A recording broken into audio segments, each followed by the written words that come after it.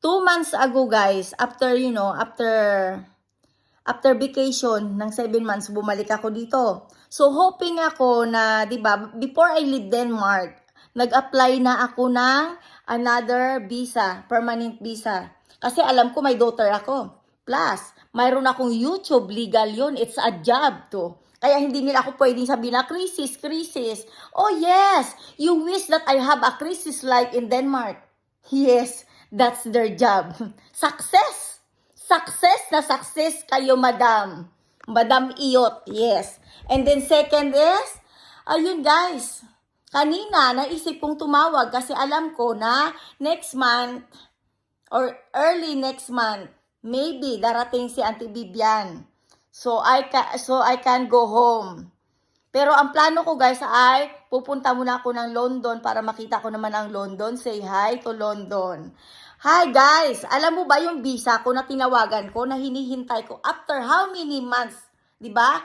March 15 ako nag-forward ng papers ko. Kanina ko lang pinalo up. Alam mo, sabi niyang ganun, wala daw silang nakikitang nag-apply ako.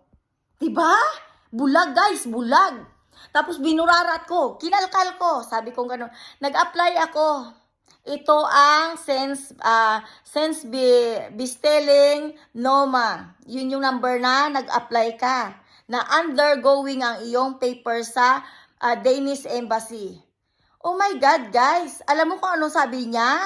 Sabi niya gano'n, ang pagkakasabi niya ay, ano ba ang pagkakasabi niya? Na-block na naman ako. Kailangan ko daw ulit mag-apply. Puking ina. 4,820, another applying, another payment. Guys, mag-a-apply ako ng panibago, magbabayad ako ng panibago. Imagine, naka-receive ako ng letters 2 months ago sa embassy na sabi niyang ganun ay divorce ka, hindi ka namin maaaprubahan. Pero mayroon akong daughter, sabi kong ganun, Danish citizen, hindi sila nag-reply. Pinaliwanag ko na kailangan niya ng nanay dito sa Denmark. Dahil under 18, kapag pwede iaano ka nga ng anak mo, pwede ka mag-apply sa pangalan niya. Maliban na lang kung sabihin ng anak mo na, I don't need you. I don't want to support your visa. Diba? Wala kang magagawa dun, guys. Pero under 18 na ang anak ko, kailangan niya ng nanay. Tapos alam mo ba, pina-apply ulit ako? Akala ko, ang pang-intindi ko kanina, sabi niya ba? Sabi niya ganun, nung sinabi ko na, sabi ko may ako sabi ko ganun, nag-apply na ako, ito yung number ko sa resibo na na-receive ko, sabi ko ganun. So sinabi ko, sabi niya, pero sabi niya ganun, nag-forward ka ba ng picture mo? Sabi niya ganun. Sabi niya, nag-ano ka ba ng mo sa police station? Sabi ko, so yun na lang ang kailangan, sabi ko ganun. Sabi niya ulit, no, kailangan mo mag-apply ulit. What? Another payment? Alam mo na, inis ako. Sabi ko, oh yeah, it's like that here. They don't want to give me a chance to have a visa. They don't want to give me a chance to have a job.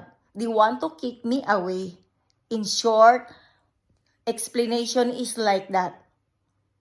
Ay, hindi siya nahiya, no? Pa-applyin niya ulit ako. Another payment. Hindi ba makakapal ang mga mukha nyo? Ano ginagawa nyo dyan? Ano? Naghihintay kayo ng payment? Para sa pangkape nyo? Pangkape nyo kapag namatay kayo? O pangkape na habang nabubuhay kayo sa mundong ito? Tangina, alam mo yung anak ko kanina umiyak. Alam ko umiyak yan, masama. No, ma'am. Don't give up. Ask help. How can you ask help people here that even a job they don't like to give you? Your visa that you paid already, they don't want to give you too. Because they want to kick you away here. And then they said that, in front of my daughter, they are nice. Behind my daughter's back, you know what they are doing? Oh, you need to go home. Go home. You miss your family, right? What about my daughter here? That she's alone. Do you think she don't need mom? Do you think that she don't need me?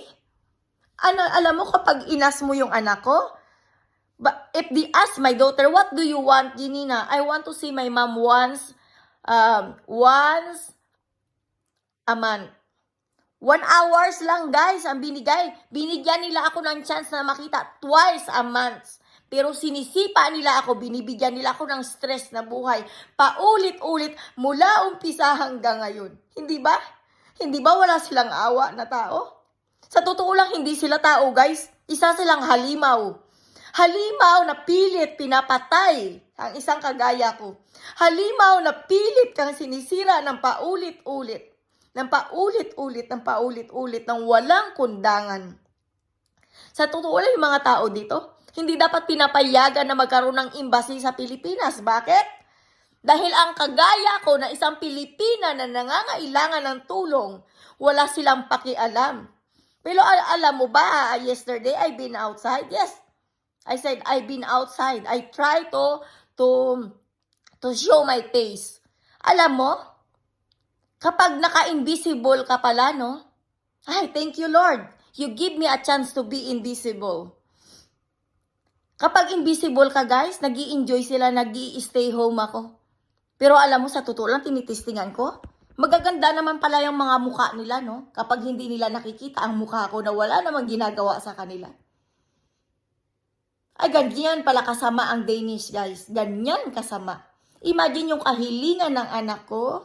Yung kahilingan ng anak ko ay makita niya ang nanay niya. 1 hours a month to visit me here inside the house. Pero hindi nila mapagbigyan, guys. Bakit?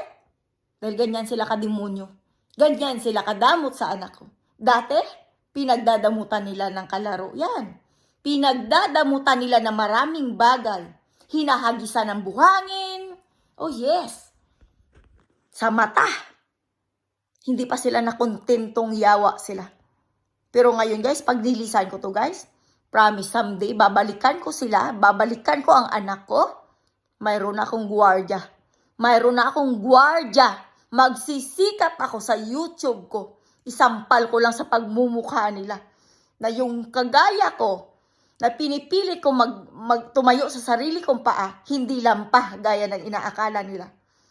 Pinabayad nila ako, pababayarin nila ulit ako, tapos i-reject ulit nila ang papers ko, magbabayad ulit ako. Anong akala nila sa akin? Bobo? Sila ang bobo, guys. Dahil ang hindi bobo, ginagawa nilang bobo. Ang hindi siraulo, ginagawa nilang siraulo. Diba? Ganyan lang ang tingin nila sa akin. Pero sige lang. Alam mo, panawagan sa Pilipinas, di ba may Danish embassy? Alam mo, sunugin nyo kaya yung embassy na yan. Lahat ng papers kaya dyan, sunugin nyo.